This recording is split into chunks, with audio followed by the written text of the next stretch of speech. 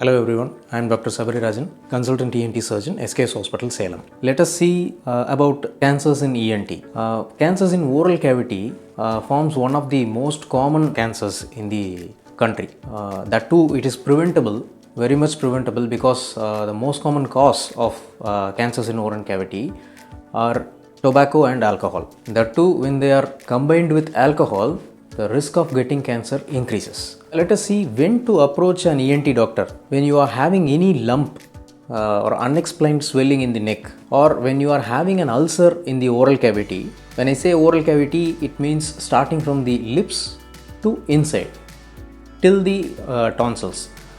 Wherever you have an ulcer which is not healing and it is there months together, it may be painful, it may not be painful, but if there is an ulcer and it is not healing, we call it as a non-healing ulcer, and it has to be checked and confirmed that it is not something sinister. If you have repeated unexplained nosebleed, if you have loss of smell and nose block continuously on one particular side, then it may be a symptom of nasal cancer. And if you have change in voice which is not returning back to normal more than a month, your vocal cords has to be checked and confirm that it is not some growth which is growing inside. If you have difficulty in swallowing food, if you have painful swallowing, if you have any of these symptoms, you have to approach an ENT doctor and get yourself checked. So when you come to the doctor in the clinic, you will be undergoing a physical examination.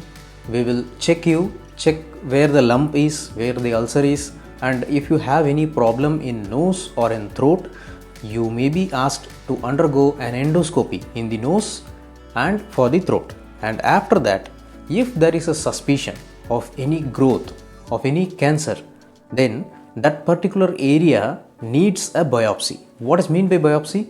We just take a small tissue from that lump, send it to the pathology lab and just check whether it is cancer or it is normal tissue. And if there is a lump in the neck, you may be asked to get a test called FNAC, fine needle aspiration. They will put a small needle in the lump, take some fluid out of that and check whether there is some cancerous growth is there or not. When we have suspicion, or if it is confirmed through these tests, you may be asked to undergo imaging like CT or MRI scan or PET scan.